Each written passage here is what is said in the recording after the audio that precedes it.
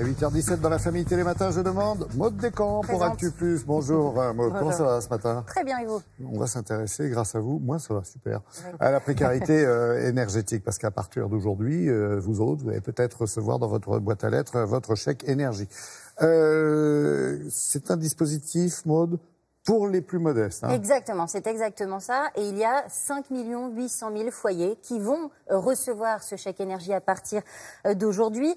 Ce sont les foyers les plus modestes, hein, on l'a dit, qui sont évidemment les bénéficiaires. Pour pouvoir le toucher, il faut gagner moins de 10 700 € si on est seul, moins de 16 000 € par an si on est en couple. L'objectif de ce chèque, eh bien, ça va être d'aider les familles, d'aider les ménages à payer la facture énergétique, donc le chauffage, le fioul, le gaz, l'électricité. Son montant varie en fonction des revenus, entre 38 et 277 € hein, pour les bénéficiaires qui gagnent le moins de revenus.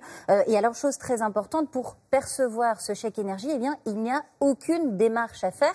En fait, ce chèque va être envoyé automatiquement en fonction de vos déclarations, des déclarations de revenus que vous avez envoyées à l'administration fiscale. En revanche, vous pouvez vérifier si vous êtes éligible. Et pour cela, c'est très simple. Il y a un site internet, chèqueenergie.gouv.fr. Mais pourquoi ce chèque, en fait?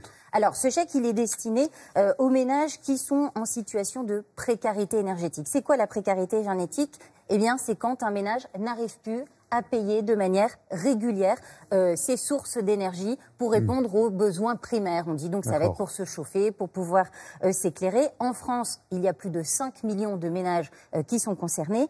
Mais la précarité énergétique, c'est aussi quand on dépense beaucoup trop pour pouvoir justement se chauffer ou pour pouvoir s'éclairer. Sachez qu'en France, eh bien, il y a 3 millions de ménages qui dépensent plus de 10% de leur budget chaque mois pour pouvoir justement répondre à ces besoins. Et cette lutte contre cette précarité énergétique que vous venez de décrire, ça existe depuis longtemps? Bien sûr, ça existe depuis très longtemps, mais vous savez, c'est comme la pauvreté, c'est comme le mal logement, ce combat, il existe depuis des décennies. Les toutes premières mesures qui ont été prises pour aider justement les ménages à payer leurs factures, eh bien, ça date de 1984 avec la création du Fonds de solidarité pour le logement. Et puis, il y a eu des mesures un petit peu plus récentes en 2004 et en 2008 avec la mise en place, vous savez, des tarifs sociaux sur l'électricité et sur le gaz, eh bien pour éviter que le prix de l'énergie ne monte trop haut pour les ménages les plus modestes. Et j'imagine que sur cette problématique, il faut former les travailleurs sociaux. Hein. Exactement, les travailleurs sociaux, ce sont eux qui sont les premiers interlocuteurs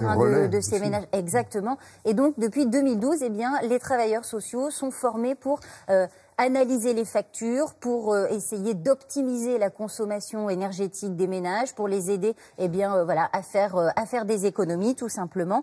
Malheureusement, tout cela ne suffit pas puisqu'il y a quelques jours, le médiateur de l'énergie a tiré la sonnette d'alarme sur le nombre d'impayés d'électricité. Le nombre d'impayés d'électricité en 2018 a bondi de 5%.